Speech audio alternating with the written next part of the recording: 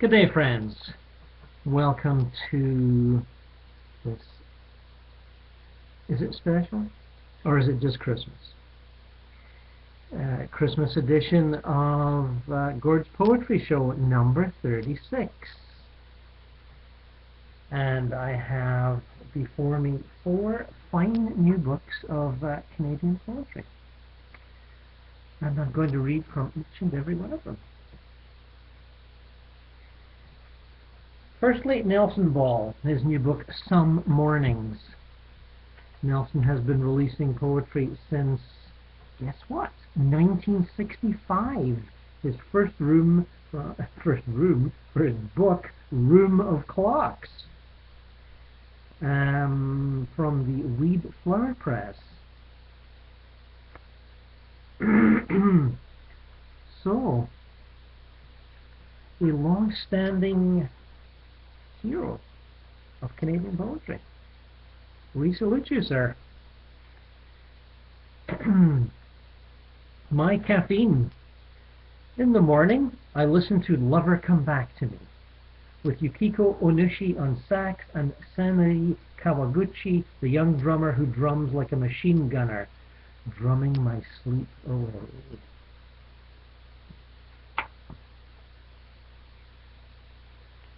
A Form of Grief, in memory of Barbara and our friend D.P. Nicol. Barbara and I, when we learned of the death of our friend, engaged in passionate, prolonged lovemaking, desperately clinging to each other, asserting life, clinging to it. Vantage point. From the open field, the dense woodlot appears without light, dark as a cave.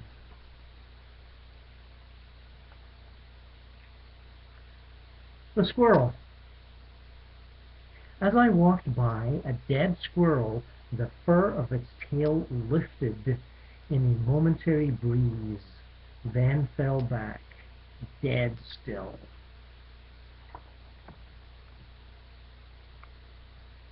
It's spring. Loud inside the house, and sometimes a thud, sometimes bang and rattle. A bird, driven by unstoppable lust, strikes a window.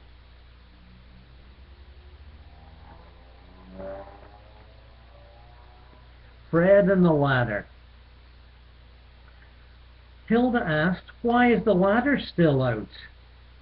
Fred didn't remember, so he put it away in the driving shed where it belongs, having left it out for months, leaning against the edge of the roof. In there. Catherine, moving house, April 30, 2013. On the final day of your move to Waterford, the house you were leaving in Paris was not empty. In 4 hours the ownership would transfer, and there was much remaining. Your friend Susan deftly packed food and other things in boxes and swept the floor. I carried light things and packed my car, and then took light things to your car. You carried the heavy stuff. But for just a few minutes you sat on the floor and sorted coat hangers.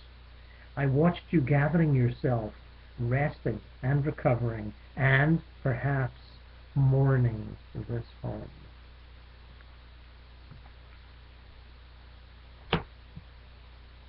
Stephen Brockwell. We've read from several of Stephen Brockwell's books, and surprise, surprise, we're going to read from another. This is 2013's Complete Surprising Fragments of Improbable Books. Again from Mansfield Press, as was the Nelson Ball Some Mornings book. And no, there is no payola on this show. Interesting section headings here. Just epistemological conclusions from forensic research. The Big Book of Confessions and Apologies by Self-Aware Addicted Persons. The Evangelical Handbook for Engineers. The Archives of the Ministry of Spiritual Ascendance. And the section I'm favoring at the moment, Cantos of the 1%.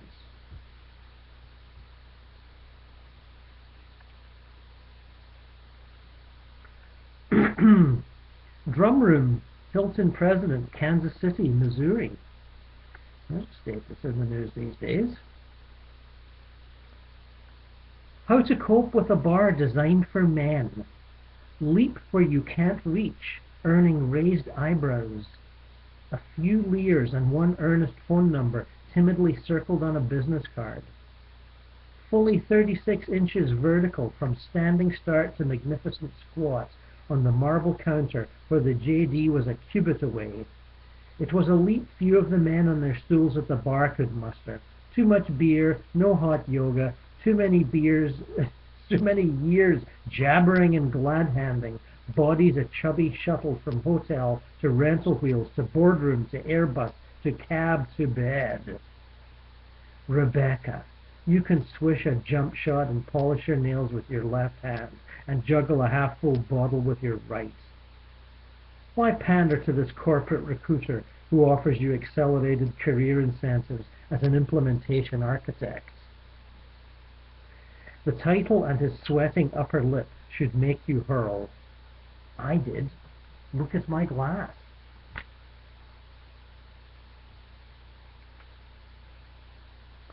Bouchon cocktail waitress, Beverly Hills. It's okay, forget my order, no regrets. You have lines to practice between tables, fawning producers to pretend to seduce, bar managers' hands to remove from your thigh, as a pacifist might remove a spider from a plate. At least one husband in those eyes. No doubt your mother tucks your son into bed tonight. She reads him your good night text. Oysters, baguette, and tapenade. Let them wait. These empty offices and vacant retail spaces have also seen better days.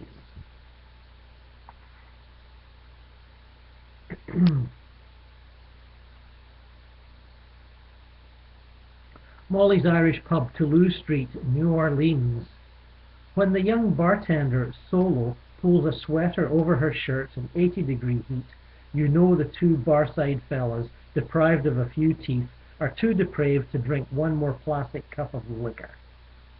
Their eyes articulate more than their slurs. Their rope and scrap metal calluses reach for cups beyond the cup. Ply them with car bombs. Smile and pray. They stumble up Mississippi to load another bulbous bowed Shanghai vessel with bales of scrap metal harvested from junkyards that once grew that weight in cotton plucked by blacker hands. Think. These crackers loaded recycled scrap for iPhones.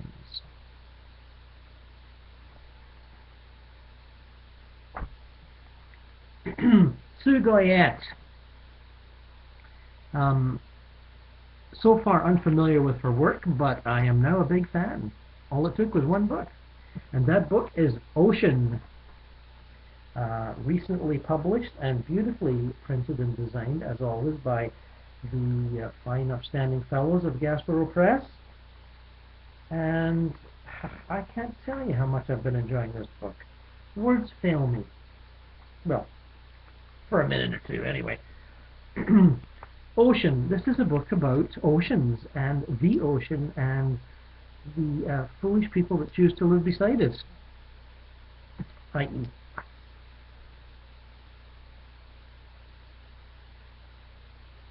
Well, and they are numbered. Let me see, 1 to, what is it? 1 to 56. And they're all good. And I'm only going to read a few of them because we haven't got all day, have we? But we do have some of the day. And we also have another book to get to. So, here we go. Sue Goyette and these wonderful poems about the ocean. 18. Some believe the ocean wasn't always salty, but that our ancestors had been very sad. They'd been promised a great many things only to have the fruit drop and their breasts sag. They cried a lot. When they looked up and bemoaned their fate, claiming they'd done nothing to deserve all of this roadkill, the exhaust from their undeservedness formed a talk show of rain clouds. When they looked upon the ground and beseeched their feral happiness to stop chewing at their feet, their displeasure seeded goutweed as prehistoric thorn things. In this way, our boats were the original forms of escape and self-help.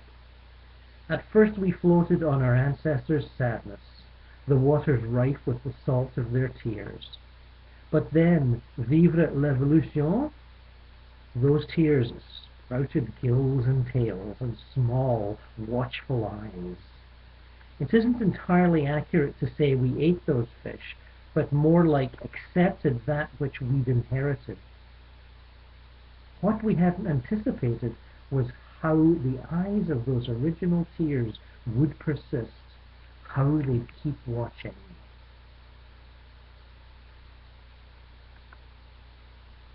"19. The weather has always been both a concern and conversational kindling. We took great pride in how long we could talk about a single cloud. To some it looked like a ringed phone, to others it looked marsupial. Special teams would inject needles into its shade, testing the samples in their laboratories. Life, we voted, would be easier if we knew what was going to happen. That was the biggest flaw and became the complaint that motored many meetings. Exactly who was in charge, and why weren't they letting us prepare? Fashion designers collapsed into meltdowns.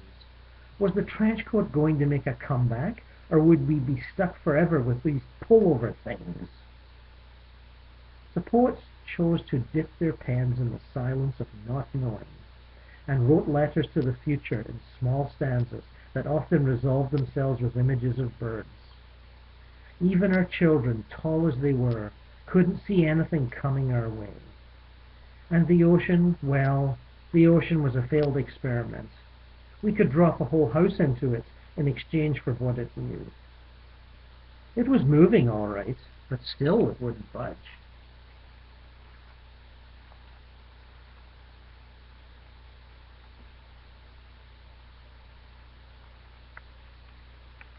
Hmm. 23.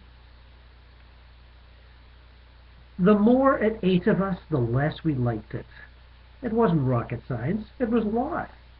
Its reach astounded our fences, rushed into our basements like a hold-up. It was its own getaway car. Some days it was a diva, petulant, it demanded a spotlight. It gargled before it sang.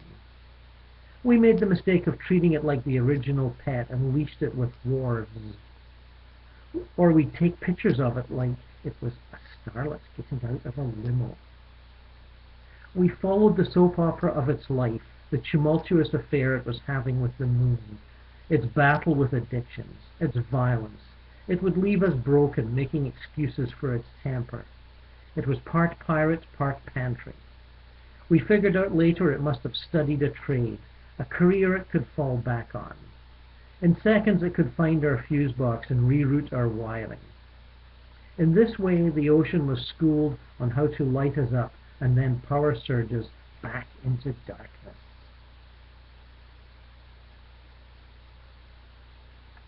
Hmm.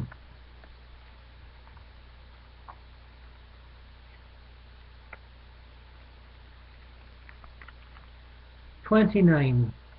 We wondered what good was a democracy if we couldn't vote winter away. We were becoming argumentative and spent a whole afternoon throwing snowballs at the sun. We had grown tired of its sulk. And snow! You can imagine the time we wasted before the shovel was invented. Yelling hot words into it, holding candles up to its girth. Who in God's name, we wanted to know, invented such long driveways? Accountability was the new stranger in town, and everybody wanted to have a drink in its company. At first we thought winter was just another ploy the ocean was using to spy on us. A disguise it wore to get closer to our windows. Without any rain to drink, women were getting testy and refused to stir anything in a pot, which meant our children, who were still growing at an alarming rate, were getting hungrier and refused to be liaisons between our demands and the clouds. We were getting desperate and called the lifeguards, who stood before the sea of snow with their hands held out. "Neighbour," they said in a soothing tone, "give us back the grass and trees you have swallowed."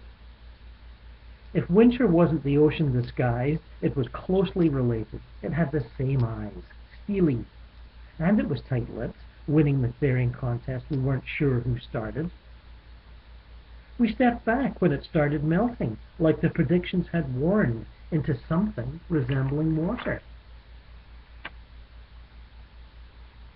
Excellent stuff, wouldn't you say?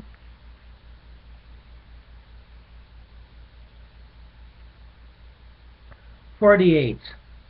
Tourism was 48. Tourism was great until the ocean went all coyote on us, lurking behind schoolyards, attacking people. We were told to act big, to stand aggressively in our place. Experts in animal control told us we had polluted its natural habitat with our motored hand and greasy mare. It had to feed further afield and was 2 miles mediate. Its marriage counselors suggested we do 5 random things for it on a weekly basis until it trusted us again. Also, to show we were listening, we were to mirror what it was saying. We gave that job to the poets. Apparently it was a tired bus driver and a wayward friend. It was the midnight of the death of nights and the orphanage we'd been taken from. A 4th grade class made it their spring fling project. With glitter glue and feathers, we were given murals of how our life should look. We'd need more diving boards, exploding rainbows, and smiling dolphins, unicorns, to achieve any of it. The mothers of teenage boys elected themselves to council. They wore wedge shoes and pink nail polish and were either fiercely tired or determined to get supper on, nodding while we explained how it sprawled its stuff everywhere, how it stayed up until all hours of the night and gave us no respect. Sound familiar, we asked? They leaned in as if over a map. "You are here," they said, manicured but in the trenches. "Trust us. Let go of any ideas of what you think it should be doing."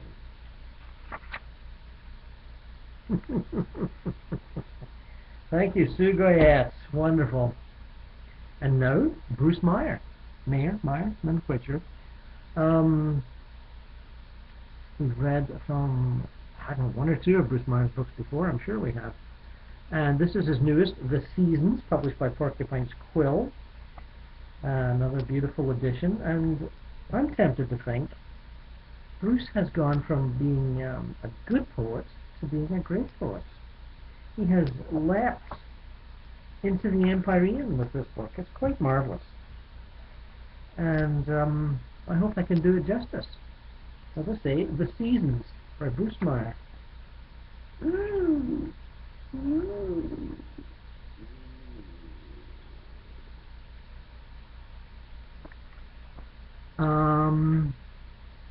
I'll just kind of rip around it. It's all very good. It's divided into the seasons, of course, spring, summer, and fall, and that other one. Spring is measured in things that fly. The black flies come first for our flesh. Solemn communicants of life who seek the resurrection of their bodies. The host that loves them until no love remains. Next, the mosquitoes whose taste for blood is a craving for rebirth. The music of life alive in our ears when life runs red. The agony, temptation, the sting of eternity, pang as reminder of our beliefs. I believe, finally, as spring dries to summer, flying things are the work of divine inspiration.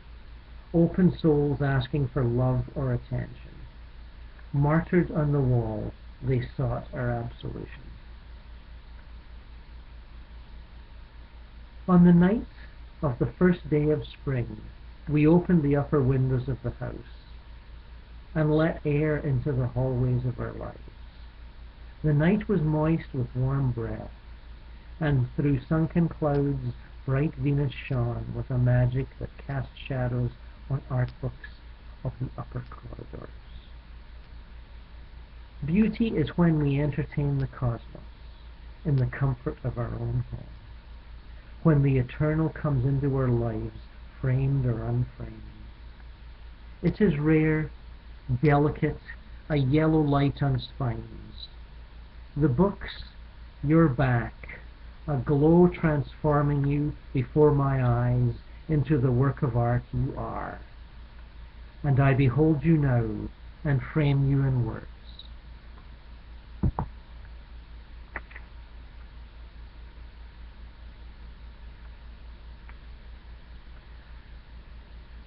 Paradise must have had the echo of a chill in the air as it sprang to life that first day, and the wind, excited to be alive and warm, blossomed on the tips of twig forsythia, and in childlike expectation was forever new. The golden age emerged from winter chaos as a voice declaring the existence of light, and I put my hand to your smooth pink cheek, where the warmth settled as if a soft bird that returned to the place where it was hatched. We are here in that garden where spring began as if it had never begun before. Your smile that seemed only a promise of creation last night emerged ex nihilo, and your green eyes say life.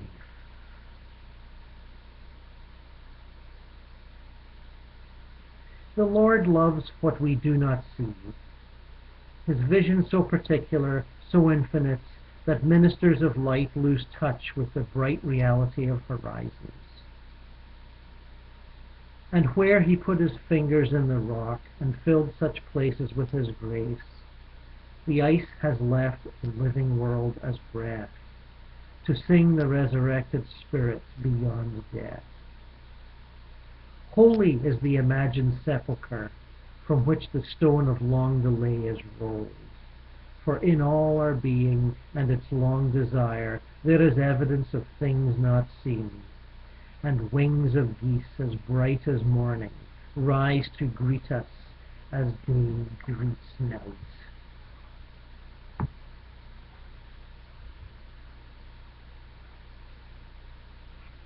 Our first summer together of raspberries and blueberries stained our hands, and when our palms clasped red and blue, the warmth of each finger intertwined was sweet and royal with the secret purple we held. At the highest point of land above your town, you knelt among the canes and thickets.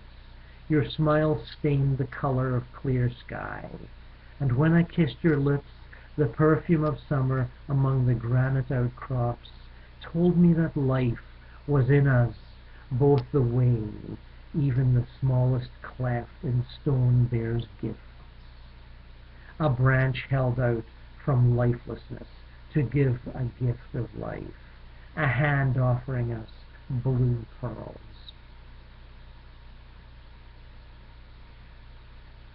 Milton said the world was a tiny bauble suspended from heaven as a pendant. Yesterday I spoke with my mother in Paris. Today I see you lying beside a northern lake, like Odysseus cast upon Phaeacian shores. This is a small planet, a jewel like you, a place encyclopedic as a perfect snowflake, shining like the sails of a distant skiff upon a sunlight lake toned in this world's hue. I am sitting too close to a bird's nest, a box someone has hung upon a tree.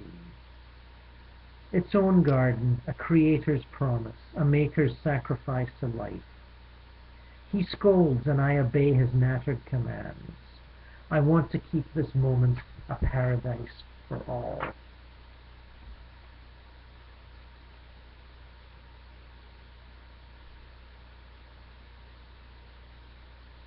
The islets on the flagpole clanged all day as if they were cymbals in an ancient dance, and north wind, as if a shout of joy, chased clouds down the channel's sleeve.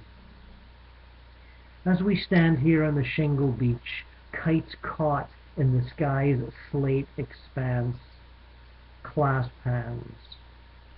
Spread your wingless arms and look at stars, more infinite and constant as a gust of wind reminds how time began, exploding above us, the Milky Way spill. Our breaths are small and helpless as birds returning to their nests from whitecaps. Your hand is cold in my small hand. Let me warm it with all my life. Thank you, Bruce. Bruce Meyer, The Seasons. Thank you, everyone. And a pleasant holiday season to you all, even if you don't get to watch this until March. Au revoir, mes amis.